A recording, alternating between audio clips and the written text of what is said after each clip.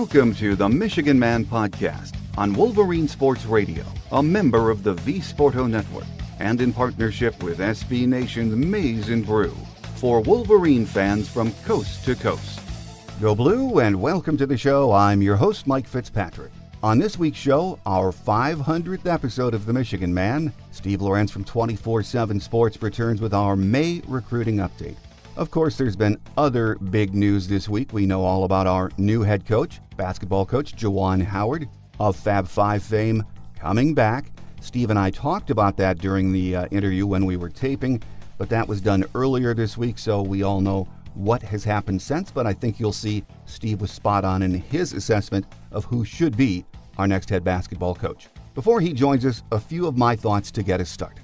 As I just mentioned, we have our new head coach. Juwan Howard is coming home. He signed a 5-year deal and will be introduced as John Beilein's successor at a presser sometime next week. Now, I'm excited about the hire. At the same time, somewhat nervous. Yes, Juwan Howard, we know of the Fab 5, also had 19 years as a player in the NBA, 6 as an assistant coach, and is highly regarded in basketball circles everywhere. The fact is, he has never been a head coach at any level. There seems to be a trend in recent years of former players from the NBA coming back to coach college ball, some at their alma maters, and the results have been mixed. Only time will tell. I'll defer to Ward Manuel on this decision. He really didn't have much time to get it done, but I'm sure he made the choice he thought would put Michigan in the best position to continue what Coach B has started. For right now, there isn't much more to say other than welcome home, Juwan. We'll talk more about what's next for Michigan hoops in the coming weeks. Michigan's 2020 recruiting class is small right now, but that could change dramatically in the coming weeks of summer. My guest today doesn't think there is much to worry about. He says Michigan is on some big-time talent and should end up with a very highly ranked class. Steve Lorenz from 24/7 Sports is up next on our Game Day segment here on the Michigan Man in partnership with SB Nation's Maize and Brew.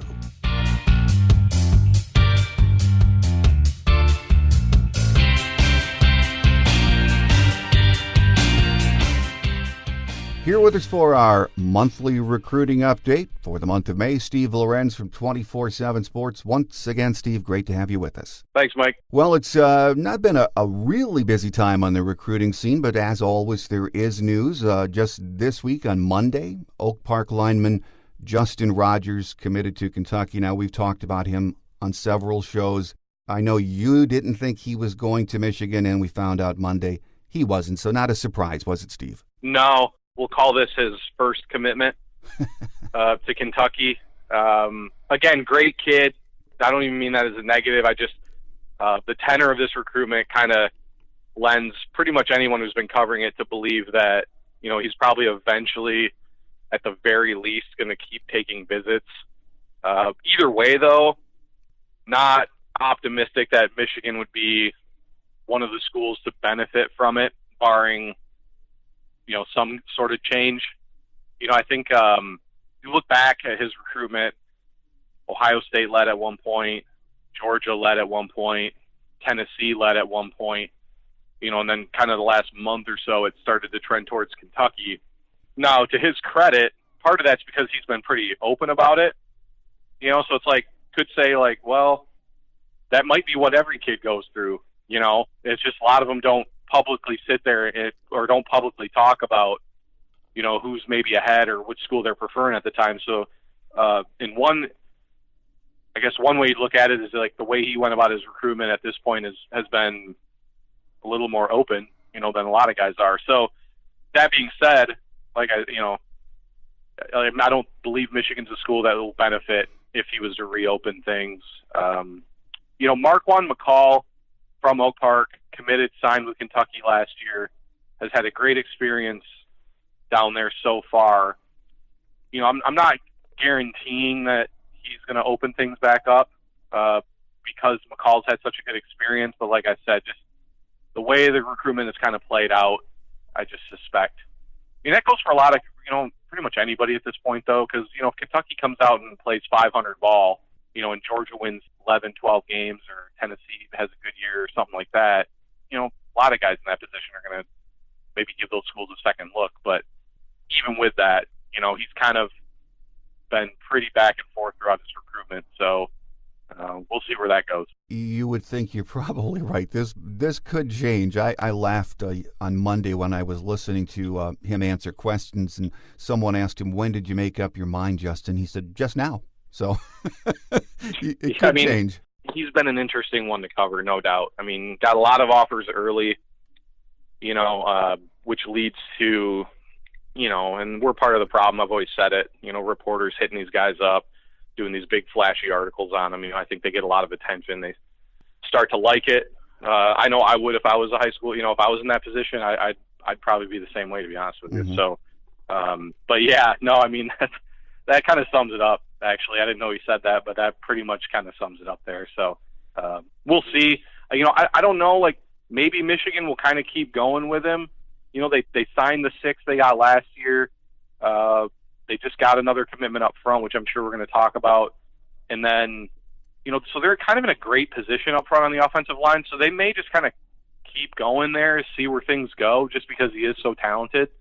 But again, it's definitely not a recruitment I'd be holding my breath with, and it's not one I would have been holding my breath with heading into the announcement. I mean, we made it pretty clear on our site for months that he was going to end up elsewhere, and that was despite during basketball season, I want to say he came up for like 4 or 5 games. Like he was on campus a lot, but even then, optimism was always very, very low. Well, we've had some commitments in the last couple of weeks, and let's start with an offensive lineman, 2020 class, Zach Winter from Massachusetts.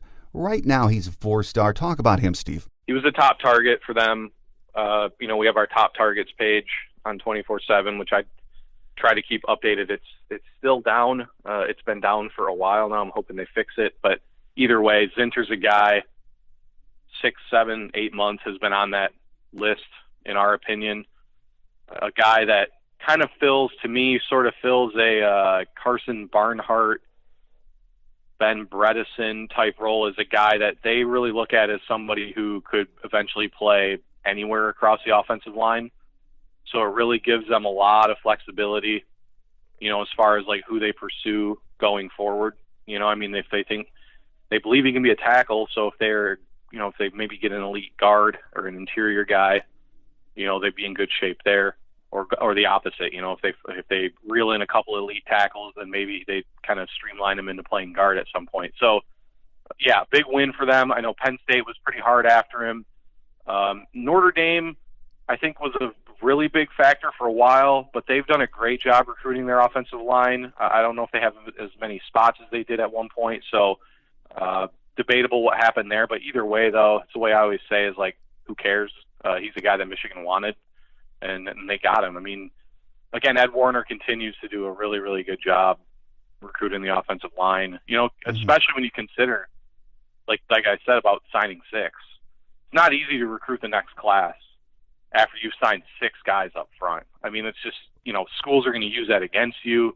You're going to have to wait, how long, Michigan just signed 6 offensive linemen the year before, you're not going to see the field for 3 years. Right. We signed 2, and so like, it's not easy to recruit, in that position, which, in fact, I think that's probably what cost them Noah Nelson, who committed to Oklahoma a couple weeks ago, was the depth chart situation. I'm almost certain of it, so with that in mind, to get another top guy on board, and they're still in pretty good position with some others up front. I think Ed Warner continues to do a really good job. Well, the other big commit in the last couple of weeks is from the class of 2021, 4-star J.J. McCarthy. He's from LaGrange, Illinois, Nazareth High School, big Catholic school in Illinois. And all of the services, everyone that's written anything about this kid, they love him, Steve. He could easily be the top quarterback in the class, and it's going to be a strong class too. Which says even more about McCarthy's abilities. I think it's one of the bigger commitments Michigan's gotten in a while. I know it's 2021. I know he can't sign for a while, but I think this was a pretty significant commitment for them. Kind of goes without saying, if I think he might be the best quarterback prospect in this class. He'd probably be a 4-star in the 2020 class too. Just makes all the throws, talent up the wazoo, was a top target for them too. Kind of a guy that I feel like good about. I kind of projected this to an extent in going into the visit. I believe Ohio State had gotten a couple crystal ball predictions, and there was still some buzz about Northwestern, which is right outside of where he lives, as being the two schools to beat. But I had a hunch, based on my own intuition and in talking to a couple people, that Michigan was going to make a really significant move with him on the visit, and they did. It was after that visit that the crystal ball, started to flip heavily towards Michigan. And they're able to get him, I think, a month later. He comes back up to visit, basically to commit. And, that they've just done such a good, it's kind of funny. People still talk so much about the, Harbaugh, and it's always transfer quarterbacks and that type of stuff. But it's what's funny is that they've done such a great job recruiting the quarterback position. You look at, Peters, I know he's gone now or he's leaving, but he was one of their top guys. McCaffrey was their number one guy. Milton was their number one, number two guy. McNamara was way up their board too, probably a top three type guy. J.D. Johnson was the first. I wouldn't say he was their number one, but he was pretty high up there as well. And then McCarthy was definitely their number one in 2021. So they continue to build in the quarterback room there, right? I mean, that's if there's one position you want to be loaded at, it's quarterback, and so, but again, could argue on film anyway, most talented quarterback that has committed to Michigan, definitely under Harbaugh.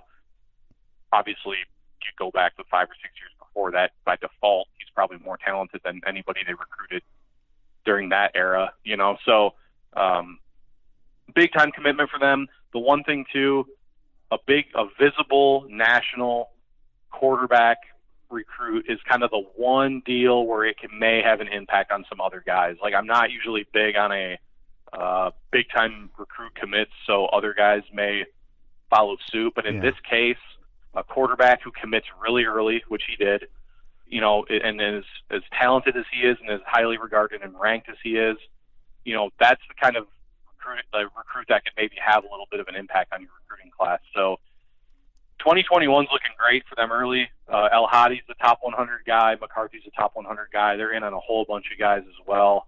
A lot of potential in that class right now. So, but again, long ways to go. But really, you get McCarthy, I don't think you could have asked for a better start. Well, Steve, let's run down some of the other kids in the class of 2020 that we're in on. Some of them, the Crystal Balls, 24/7 Sports have them a heavy lean to Michigan. Others, maybe not so much. One of the kids that really is interesting to me is Miles Hinton. He's a 4-star. He's committed to Stanford right now. Is there a chance that he might flip before signing day? I'd be very surprised.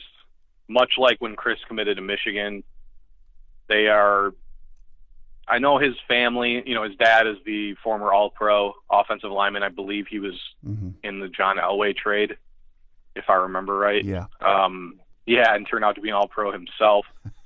They're big on sticking behind their commitment. So, when Miles decided to commit to Stanford, I'm for all intents and purposes, again, much like maybe Justin Rogers, where Michigan probably will keep a line out there just in case. Like, who knows if they struggle, if Stanford struggles badly, or if they do really well and maybe Shaw gets some NFL looks or something, maybe. But not a guy I'd be banking much hope on if I was a Michigan fan at this point. Because again, with Chris, he had Georgia, he had all kinds of schools that were really going after him hard, kind of behind the scenes, because he didn't really like talking about it or didn't care enough to talk about it, after he committed to Michigan, but he never wavered on his commitment at all. And so I think it's kind of a deal with their family. That's the way they do things. And so I would expect Miles to eventually sign with Stanford for sure. Well, another kid we've been hearing a lot about is A.J. Henning, the wide receiver, and I think he visited recently. He's reportedly a Notre Dame lean. Is there anything changing there, Steve? Yeah, I think Michigan's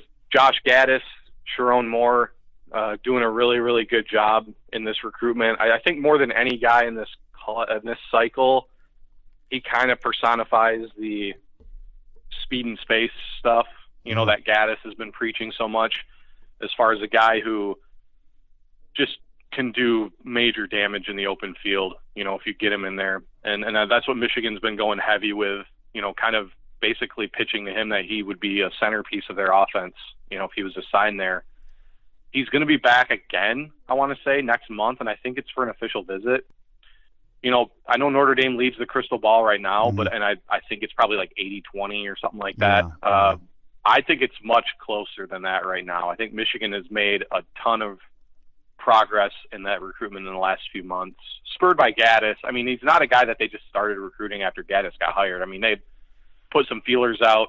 He was an early offer for them. I mean, he's a guy that the rest of the staff is really familiar with. But Gaddis has really kind of put it into overdrive, and it's one recruitment that he's had a really big impact on. So I think it's definitely closer than what the crystal ball says for Notre Dame. I think a lot of those predictions are pretty old because he was a pretty heavy Notre Dame lean early on. But I think Michigan has definitely closed the gap. It wouldn't surprise me if they led right now. But again, there's still a little bit to go there. I'm not sure if he'll commit before his senior season or not. But those would be the two schools probably out in front. I know he likes Georgia too, is another one, but I think most people think he's probably going to stay relatively closer to home. Braden McGregor from Port Huron, of course, is a player we have talked about, in-state kid, so we've talked about him for a long time now. From what I understand, he's set to announce on Friday, and I know it's always seemed like it's going to be Michigan, but Notre Dame is still hanging around in the picture, aren't they, Steve? So, yeah, Michigan, Notre Dame, more than most cycles, and they usually do meet for quite a few guys every recruiting class, but this class, more than others, it feels like a lot of Michigan, Notre Dame, even going back talking about Zinter, who committed, is a guy that was pretty much down to maybe Michigan, Notre Dame, Penn State. With McGregor, I got to give Notre Dame a lot of credit because I think it was for a long time. I don't want to say it was a foregone conclusion, but I think for a while there, I think the consensus was that McGregor would eventually commit to Michigan. My crystal ball, it sounds like I'm leading into saying something negative. My crystal ball is still on Michigan with the announcement coming on Friday. I don't expect to change it right now. But Notre Dame's done a really good job in making this a heated race. I mean, this has been one of the more heated recruitments that Michigan's been involved in, which makes sense because McGregor's a potential 5-star guy. And Notre Dame's already got 2 D linemen committed. I think they were only planning on signing 3 or 4. So they've really done a good job in kind of pitching the whole, you can be the final piece of the puzzle type deal.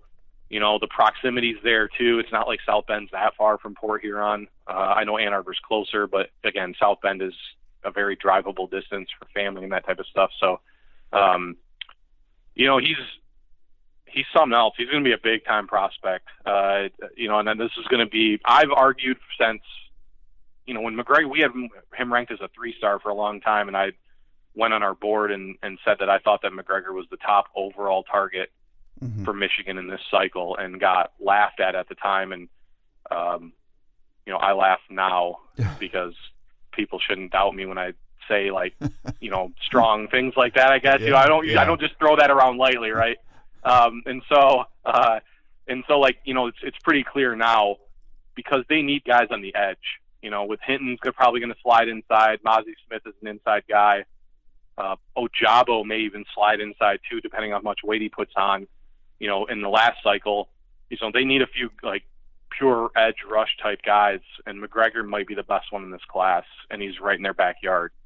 So all those factors combined, I think kind of make him the number 1 overall guy. So Friday is going to be really interesting. This is not a kid where I think when he makes his decision, I suspect he'll be done. And then I suspect that whoever he commits to is going to try like crazy to make sure that he signs and enrolls early. Because if he continues his progression, he's a potential year 1 impact kind of guy, in my opinion. He's that big of a deal in my eyes. So yeah, this is kind of a big one for Michigan. We'll see what happens. Like I said, my crystal ball staying on Michigan, though. I've heard nothing to suggest that I should change it. And would be a big one. This would be, again, you talk about new coaches on staff. Sean Nua, great. Would really be a nice win for him when you consider that Michigan kind of had to overcome Madison leaving, because Madison was the primary for McGregor at the beginning of his recruitment. And, it's not easy for a new guy to come in and kind of rebuild that bridge, because as much as people say it, and it's in a perfect world, maybe when they tell you should commit to the school, not the coaches, It's never going to work out that way, because the coaches are the ones you build a relationship with. The coaches are the ones that are, trying to illustrate to you why this school is the best fit for you, and so it's not as simple as just committing to a school. I mean, you are still committing to the people, so for a guy like Nua to come in from all the way across the country too, really probably little to no experience recruiting this part of the country at all, to come in and kind of rebuild that bridge and continue those relationships would be a great first step, for him on the recruiting trail. I mean, it'd be a huge win. That's again another name too is Sharon Moore, who, if you listen close enough to these podcasts or our podcasts or the articles, he's involved in like a ton of recruitments. He's, whether it's a defensive guy, offensive guy, he seems to be in and around most of their big time recruits, which is a pretty good indicator that the staff thinks highly of him. So yeah, Nua, Moore, Don Brown. I mean, everyone's been involved in the McGregor one, but Nua and Moore really kind of led the charge there. Well, another kid you mentioned earlier was Noah Nelson, an offensive lineman. Earlier, I believe his crystal ball was 100% Michigan, or it was at least leaning towards Michigan. And as you said, with such a great class last year, he committed to Oklahoma. But is there a reason to believe that could change too? Nah, I don't think so. I don't know if he's a guy that they'll continue with or not, because that's what it's like.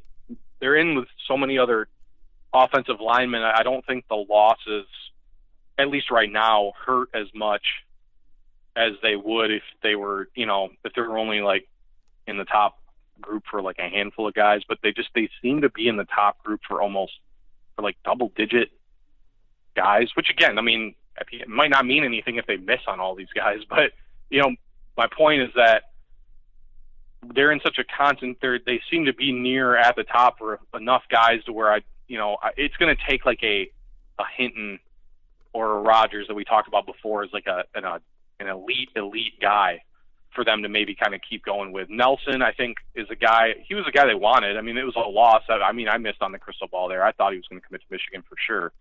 I was actually really surprised when I found out he committed to Oklahoma. And like I said, after digging on it a little bit more, it just sounded like Oklahoma did a better job of painting painting a quicker way to the field there than Michigan was able to, because I know he definitely favored Michigan academically, and from everything I've been told, favored Michigan, the campus and just the experience. So, that's where depth chart can be such a big factor, but not a guy necessarily that, like I said, it was a loss, but not a guy necessarily I think they'd kind of keep going with. I think they're in on enough other tackles, and just linemen, period, that they can still be kind of picky and choosy. Well, it seems like we've offered a lot of really high-level defensive ends. Antoine Powell, who I guess we're battling Virginia Tech for. We've also got Bryce Mostella with an offer out there. And there's Brandon Taylor. How many defensive ends do you think we're going to take in this class? I mean, it's kind of hard to say. It's always hard to say. I always say, ask me in February after signing day, because it seems to become that, just because you never know with attrition and injury or whatever. There's so many factors that can change these numbers. But I would say 3 sounds like a good number right now. But it's always going to depend on who. I don't know if it's a position where they'll reach on a guy. Yeah, you mentioned Powell especially. I think that he and McGregor kind of the top guys in that regard on the edge. Mostella, I don't really think they've been recruiting him that hard over the last 4 or 5 months or so. Taylor's a guy that they recently offered, but Taylor's a guy that may slide inside. I mean, he's one of those guys that some hamburgers, and he could be a tackle, he could be a 3-tacker, that. But on the edge, McGregor, Powell, definitely the top guys, but that number just changes so much. And they're also always going to be on the lookout for like a Josh Uche type too, who I don't care if he's listed as a linebacker. He's not a linebacker in my opinion. Like, he's there to get after the quarterback. And they're recruiting a couple guys in that type of spot too, like a Jalen Harrell out of Tampa, Florida is a guy I think that they like in that Uche spot. And so, So maybe 3 in that regard then, because like I said, like I believe Uche's listed on the roster as a linebacker, but I don't care what anybody says. He's not a linebacker in my opinion, at least not the way that Michigan uses him. And so I count him as like an edge, and so like I guess that's be the type of guy would maybe make that number 3 for sure. And it looks like I said, it depends. You get Chris Hinton on campus in about 2 weeks. And then you get him on the field and you find out, well, maybe he is going to stick out on the edge or maybe play the 3-tech. I mean, that might dictate what you do at each position as well, So, like, there's still questions I think that need to be answered. But 3-ish, I guess, to give you a 2-second answer to I follow up my 38-second explanation there. So another kid that's a defensive end, I saw you tweet about him on Monday, is Van Fillinger. Right now he's a 3-star. His crystal ball is 100% Michigan. Sounds like his visit went very, very well. He loved it. So with this kid, do you think it's just a matter of time before he commits, Steve? Possibly. Now, he's another guy I think would probably slide inside in college. I think he's at about 255, 260 right now, and that's a junior in high school, which means there's plenty of time for him to get bigger. Has family from Detroit, so Michigan was the big offer for him. He has his dad, I believe, is from Detroit. He still has family in the area, even though he lives. I think he plays at Corner Canyon High School in Utah. Mm-hmm. Not a place you normally find a guy that has like Michigan roots like that. But as far as it being a matter of time, like I kind of get the impression that this will be Michigan's call if they're gonna keep pushing or not. I kind of feel like they're going to, just because I think he's a really good player. I think he's probably underranked, to be honest with you. He's been really good at all of the off-season camps that he's been to, and that's being surrounded by a lot of other guys who are ranked higher than he is. So they definitely have the inside. They have that ace in their sleeve with the connections and stuff there. My crystal ball's been on Michigan. I'm going to keep it there unless I find out that something's changed. Because like I said, I think if Michigan pushes and stays on him and makes him a priority, then I think that it's a race that they'll eventually win.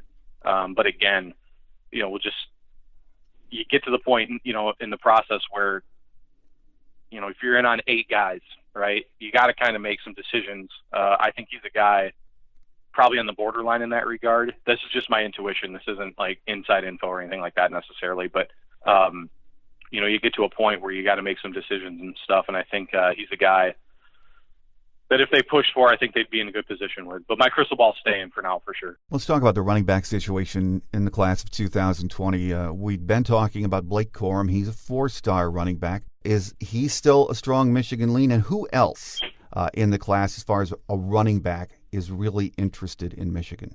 So with Corum, he's another one. I have my crystal ball on Michigan, I think 3 months before anybody else did. It's still 100% in Michigan's favor. I don't anticipate that that's going to change. They have the St. Francis. You talk about a connection. There's the St. Francis Academy connection there with Biff Poggi, which, people waited forever for it to benefit Michigan as guys can continue to commit to Alabama from the program. But I think it's finally starting. They've got 2 commitments from there this cycle, and they're in good shape with Corum as well. So that might quiet that complaint down a little bit. Another guy to watch is Jabari Small out of Memphis, Tennessee. Now, both Small and Corum are much more of your all-purpose type, rush, receiver type guys. Not a guy that's going to maybe line up and take 30 carries in a given game, although I think Corum may be a little more capable of doing so. But, guys that they're going to, again, you're talking about when you shift your philosophy in offense, you're going to start recruiting some different types of players, right? And so these are guys, not saying Michigan wouldn't have recruited them. I just don't know if they maybe would take 2 types like that in the same class, but there's no doubt right now that they would take both of those guys if they wanted in. So, Michigan, I believe, is going to see Jabari Small. I know they just saw him, but I think they're going to be back to see him again this week. Ole Miss legacy. His dad played at Ole Miss, and actually Ole Miss just offered him yesterday. So I don't know how much of an impact that'll have, but I do know Michigan right now is probably up front in that recruitment. He visited last month, had a great visit. 3-star guy, kind of one of those guys I'm interested to see how his ranking and rating fluctuates. You know, Michigan's really done such a good job in evaluating the running back position. I still talk, you know, we had people upset about they're recruiting 3-stars at the running back position when I think Charbonnet was literally a 3-star at this time last year. Not saying that either of these guys will, you know, be borderline 5-stars like what he became, but again, there's a lot of room for upward mobility there for people that care about that stuff. Michigan doesn't care, but you know, so yeah, I mean, they're definitely going with a more all-purpose type deal this cycle, but they're still going to want to take your 25, 30 carry type guy. One guy they recently offered, I think the people might want to keep an eye on, is a kid named Kyle Edwards out of Destrehan, Louisiana. You know, feels like it's been forever since Michigan signed somebody from Louisiana, but as you probably know, Mike, I mean, they actually have Michigan kind of quietly has a rich history of running backs coming out of Louisiana, you know, and Destrehan's one of the few programs in state where kids are apt to leaving. Again, here, Notre Dame, probably another school that Edwards is really heavily considering. Michigan offered him last week. I suspect they'll get him on campus at some point. You know, he's kind of a name to watch as far as more of your standard, like, running back. You know, you're the guy, the classic type guy, you know. And so, because we know they signed Charbonnet in 2019. They lost Eric Gray to Tennessee. They didn't really take another guy that projects strictly to running back. I mean, we'll see if they use Giles Jackson in an all-purpose type role or not. Either way, it's probably the biggest need on their board this cycle, in my opinion. And I would suspect that they're probably going to try to take 3 guys with, like I said, maybe like a 2 all-purpose type and then 1 your bell cow, you know, 25, 30 carry type guy. Well, you know, when you look at the offers that Jim Harbaugh and staff have out there, Jim, as we know, likes the guys that have that athlete designation. A couple that I've seen film on and really look interesting to me. One is R.J. Moten. He's a good-sized kid, 6 foot, 200 pounds. And you've got William Mohan, I think is how you pronounce that, 6 foot, 195 pounds. If you get those kids, and again, they have that athlete designation, what do you think Michigan is looking to do with them? So Moten's going to be interesting. Well, the thing with Moten, safety right now, but Michigan, Chris Partridge, have Michigan in excellent position with a bunch of safeties, really. I mean, there's just no other way to put it. You talk about a position that kind of used to be really a position I always felt like they kind of recruited underwhelmingly. I don't even know if that's a word, but that's how I feel about it. And you know, then you go out and sign Daxton Hill in 19, and now 2020, Michigan leaves the crystal ball for Jordan Morant. They leave the crystal ball for R.J. Moten. They're right in it for Elijah Gaines out of Episcopal in Alexandria, Virginia, which is where Luigi Villain came from. And they're right in the thick of it for Malcolm Green out of Highland Springs, Virginia, a 4-star guy who they absolutely love. You know, and so the thing with like a guy like Moten, who's I think has a more positional flexibility than the other 3 guys I just named, you know, it's like they may find a different spot for him. You know, because he's the type of kid, I think you kind of, with a lot of these guys, you take them and then you figure out what to do with them when they get there. You know, it's like I remember when I thought Michigan should have recruited Ladarius Jefferson out of Muskegon a couple of years ago, who ended up going to Michigan State and was their starting running back as a true freshman. Was that the reason they didn't move forward with him was because they weren't really 100% sure what position they wanted to play him at. You know, my thought was, like, who cares? Like, he just knows how to play football. Like, you get him there and then just put him in pads and, you know, just kind of figure it out, you know. And Moten, I think, is definitely a guy that sort of fits that role. But I did say, as things stand right now, he's being recruited as a safety. So, you know, it just may depend on which of those other guys, if they get 1 or 2 of those other guys, then before Moten, let's say, wants to decide, then it's up to them to decide, well, you know, do we want 3 safeties or do we just take him and just kind of figure it out later? So with Mohan too, he's more of the Viper type spot. And I think that, you know, he's listed as an athlete, but I am 99% confident that that's really where Michigan wants him. Like, I think he's a guy that if they were to get him and sign him, that's where he would play and start his career. So, which, that spot is, they always want to take at least one guy, that designated at that spot. They took a couple last cycle in Velasquez and Anthony Solomon, but you always want to take at least one because, that spot's so important in Don Brown's defense. So, but he's might be the top guy there. Another guy, again, I'm not just saying these because these are Michigan guys that they really want, but another guy that kind of looks underrated to me, we have him as a 3-star. I kind of think he's a 4-star level guy. Good player. Was on campus about a month and a half ago. Mm-hmm. I think Michigan leads the crystal ball there too. So, but yeah, Moten, safety, but could be an athlete. Mohan, specifically, more of a Viper for sure. Well, any other kids that we haven't mentioned yet, Steve, and there are a ton of offers out there, but any who are trending towards Michigan maybe will announce in these coming summer months? Boy, off the top of my head, I feel like we kind of went through a lot of the, because they've been kind of recently expanding their wide receiver board a little bit. Kind of too many guys to name there. Roma Dunzy, Corey Wren out of Louisiana. He's a kid they'll be seeing this week. They've been expanding that board a little bit. Linebacker, I'm trying to think. I mentioned Jalen Harrell out of Tampa is a guy that I think they're really interested in again. Mohan. Cornerback, they've made a few offers. They just offered a kid named Arian Smith yesterday out of Jacksonville.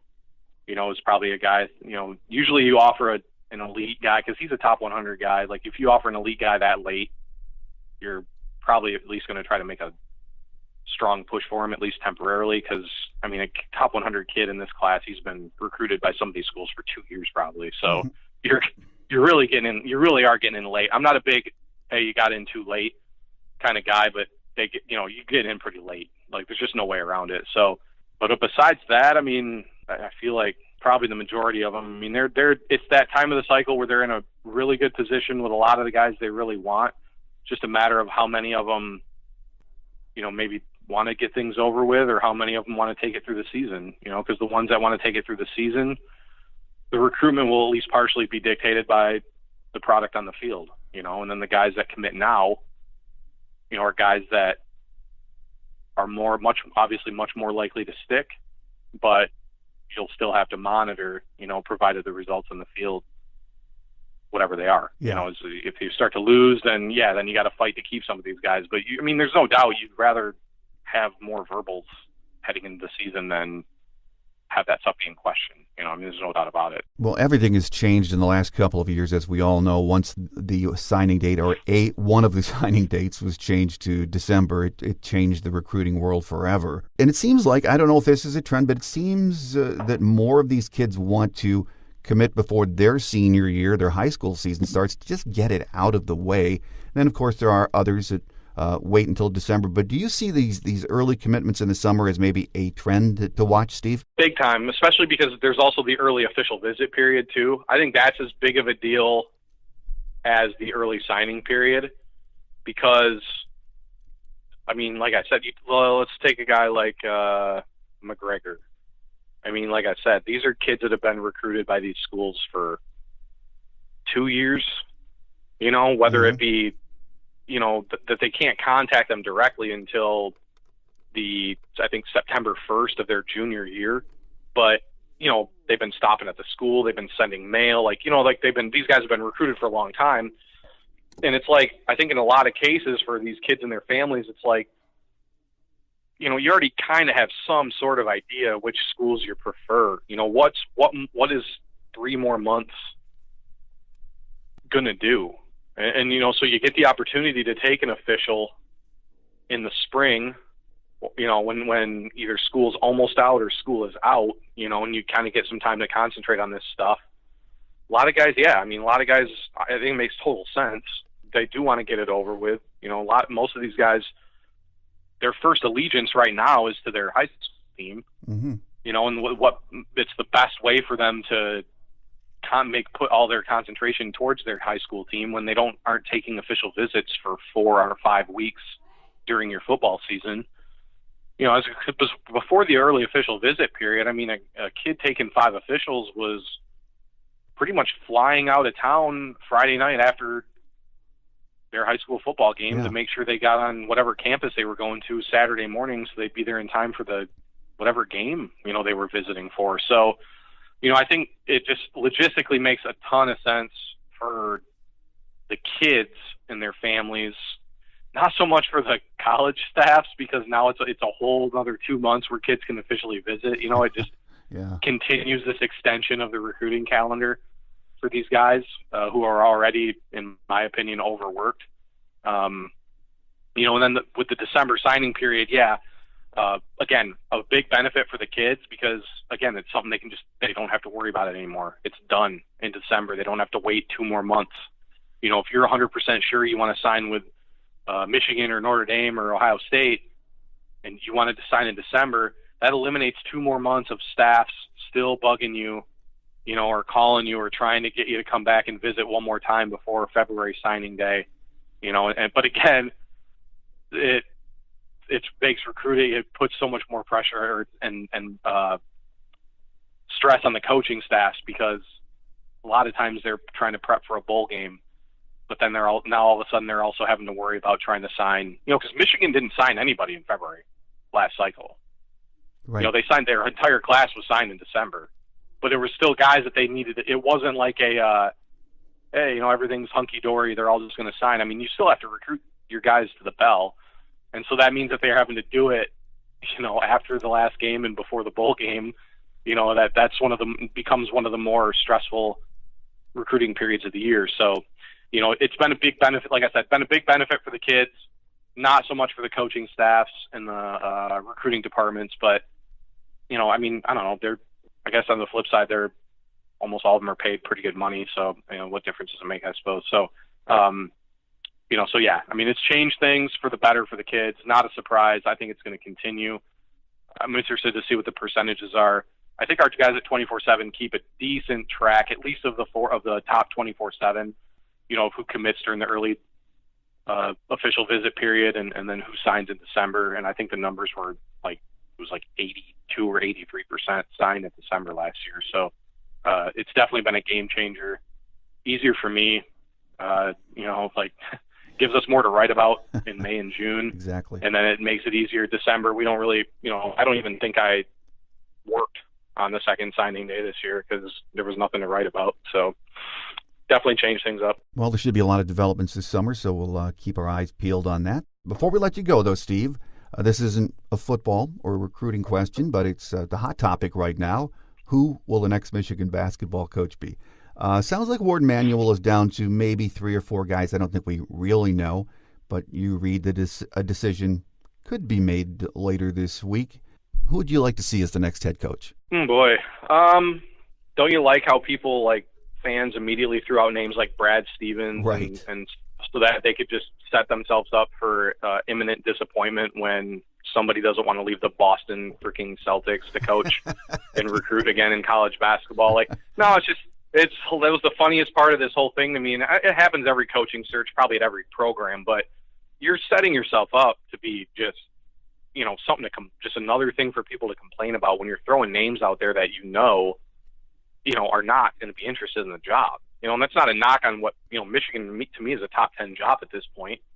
But Brad Stevens or even Billy Donovan, who I thought for a minute might be a guy just because I don't see Oklahoma City going anywhere anytime soon, and maybe that'd be an easy way out for him, to go coach at a program like Michigan. But even then, it's like people just setting themselves up.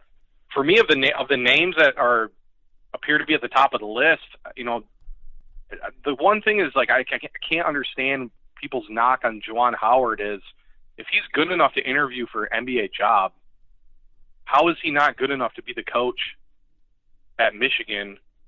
Remove the fact of all the connections he has to the program.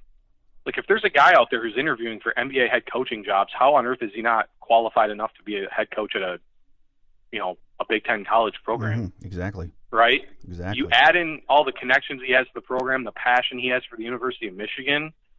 I mean, of all the guys listed, I think he's the best fit. I also don't understand why people don't think he'd be a great recruiter. I mean, he pretty much recruited the rest of the Fab Five as a high schooler. to come play with him. I mean, he was if I remember right, Mike, you might remember more than me, but I believe he was the first guy of those 5 to commit to Michigan. If I remember right. He was. Yeah. And so, you put a guy like that back, in the saddle at Michigan. I think the potential would be there for him to recruit really, really well. I guess he'd have to be my pick. I'm not as down on Shaka Smart as other people are either. The more I talk to our Texas people that say, they fought a ton of injury issues. He's a great recruiter, that type of deal. I don't really get the Ed Cooley hype. Actually, there really hasn't been any hype. I think his candidacy has been pretty much universally panned. And then you see the connection between the agency that's running the search and Cooley, who they know each other. Kind of like, okay, like, whatever. I'd go with Juwan Howard. I guess I'm more of this idea. If you're not going to get an A-list name, which again, I think that was always going to be a long shot no matter what. I'd rather swing for the fences than take a guy who's coaching 500 ball, somewhere else. I know, Providence, not a great program. I get he's done a pretty decent job there, but with Shaka Smart, Texas has more resources than almost anybody. Maybe they've fought some adversity, they've had some issues and stuff, but still, I mean, he's basically been a 500 coach there. I'd rather swing for the fences with a guy like Howard, who is going to put it all on the line for Michigan. And again, this isn't just handing the job to some former player. Like, he literally just interviewed for an NBA head coaching job last week. Like, there's obviously he's well regarded in NBA circles. If he's interviewing for some of these jobs, so it'd be pretty. I think it'd be neat, but again, I also think it'd be a solid hire. Of the names that are being bandied about, and it's like, we'll just have to see. I don't know. I think that the knocks on Howard have been just kind of odd. I guess that's all. Like, I don't know where people come up with the idea that he would not be able to recruit. That's just, I feel like it's in his blood. Like I said, because that's the first thing I thought when his name popped up was like, wasn't even about the NBA stuff. It was more like, hey man, he'll probably be able to recruit, because that's what he did when he was being recruited. He turned into a recruiter. I was like, I want to say that Steve Fisher said that Juwan Howard did a better job recruiting the Fab Five than he did. He did say that. Right? And so it's like, you're telling me that, and all of a sudden he can't, like, they're going to knock, I don't know. Like I said, and then you add in the connection, the passion that he, has for the University of Michigan. And I think it's a potential home run fit, but again, it's going to be hard to replace, what was lost, and so, kind of a shell shock to begin with, when this all happened or whatever, but Beeline leaving says as much about the state of college basketball right now as anything. We're taping on Tuesday morning. I believe Juwan Howard is coming into town today for his interview. Cooley from Providence was in Monday, reportedly. I thought it was interesting, though, that James mentioned in his piece, I think it was James Hawkins in the Detroit News, he's Michigan's beat writer, fine beat writer. He mentioned Luke Yaklich interviewed on Friday. A lot of times those kind of interviews are courtesy interviews, that an athletic director does with someone already on staff. Do you think Luke Yaklich has any realistic chance of getting the job? Yeah, I mean, I'd say this. I'd almost take him over Cooley or Shaka Smart, to be honest with you. He'd continue. There'd be a lot of continuity there. He's defensive minded enough to know that his last or his replacement assistant hire would probably have to be like a great offensive mind.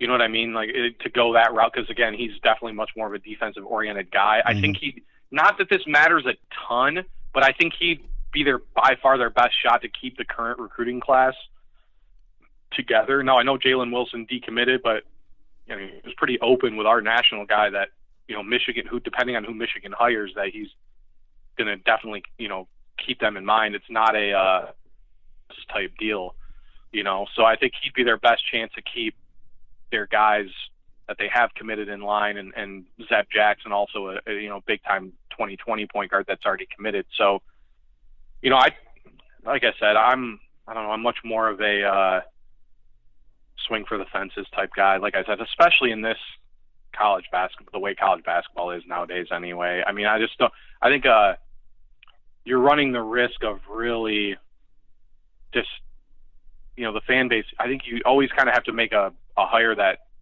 most rational people in the fan base are going to be excited about. And I just don't see, especially again, and not a knock on Ed Cooley. Maybe he's going to be a great coach. I don't know. It's just the resume, just the whole deal does not scream Michigan caliber head coach to me. Much like when Porter Moser was one of the first names that came out, was like, I'm sure the guy's a good basketball coach, but it does get to a point where you have to kind of say, this is Michigan.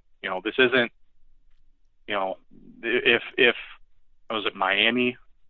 I don't know who it was that almost beat Loyola in the tournament. Like, if that guy makes that shot, like, his name is never even popping up, Yeah. And you know what I mean. And so, so it's like, it's just like, when you hear some of these names that are a little less desirable than some of the others, I think, it's much more. I lean much more towards giving, like, I think Yaklich, he's going to be a head coach at some point anyway. But he already knows the culture at Michigan. He's a great recruiter too. I mean, I believe he's the primary on both Jalen Wilson and Cole Bajema, who, were part of the 19 class. So he can definitely recruit. Like I said, I think there'd be the best shot of keeping things the way they are while, maybe opening things up to hopefully take the next step. But again, it's just hard to, no matter who they hire, to sit here and say that Michigan is going to have a better guy on the bench next year than they did last year. I mean, it's people have to look in the mirror and face that fact, I think. Amen to that, but we should have some resolution to that if reports are correct later this week, so we'll just wait and see. Should be very interesting. But as always, the recruiting world is buzzing, and good stuff from our guest, as always, Steve Lorenz from 24/7 Sports. So my listeners love it, Steve, so we look forward to getting together next month in June and seeing what's changed. Sounds good, Mike. Appreciate it. Quick Hits is next as we wrap it up for another week here on The Michigan Man on Wolverine Sports Radio, a member of the V Sporto Network and in partnership with SB Nation's Maize and Brew.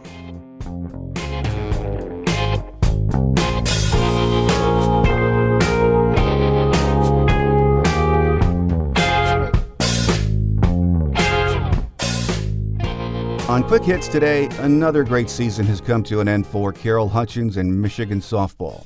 We won the first 2 games of the regional, beating St. Francis on Friday, then winning a 12-inning pitchers duel 1-0 on Saturday against James Madison. Sunday's action was rained out, so on Monday we needed just one win, and it was on to the Super Regionals. What we saw were 2 more pitching duels between 2 of the very best in college softball, Michigan's Megan Bobian and James Madison's Megan Good. We dropped the first game 3-0 and then lost a thriller in the championship game 2-1. We just couldn't get the bats going, but give credit to Megan Good. Again, she is one of the best pitchers in college softball. Congratulations to Coach Hutchins and her team on another great and very entertaining season. Baseball will be in the Big Ten tournament this week down in Omaha. They are the number 2 seed and enter the tournament with a 38-16 record overall, 16-7 in the Big Ten. So good luck to Coach Eric Bakich and his team this week. Remember, our free show app is available in the iTunes and Google Play stores. You can also hear us on iHeart, Stitcher, TuneIn, and Spotify. If you get the show on iTunes, please take a minute to rate or comment on the program. We thank you in advance. As most of you know, we're on our summer schedule of 2 shows a month until August, so our next program will air on June 6th, and it will be episode 501. It is so hard to believe that today's show is the 500th in our almost 10 years of producing The Michigan Man, and we thank all of you for being with us each and every week, and we look forward to another 500 episodes. But that will do it for this week. I'm your host, Mike Fitzpatrick. Thanks again for tuning in. Have a great Wolverine week, everyone. Until we meet again, take care, and as always, go blue. Thanks for joining us today on The Michigan Man, here on Wolverine Sports Radio, a member of the V Sporto Network. and in partnership with SB Nation's Maize and Brew. Our listener lines are open 24/7 for your calls at 313-263-4842. That's 313-263-4842. Or email us at themichiganmanpodcast@yahoo.com. That's themichiganmanpodcast@yahoo.com. The Michigan Man Podcast is produced at the studios of Robin Lynn Productions, Allen Park, Michigan, and is not affiliated with the University of Michigan. Go Blue!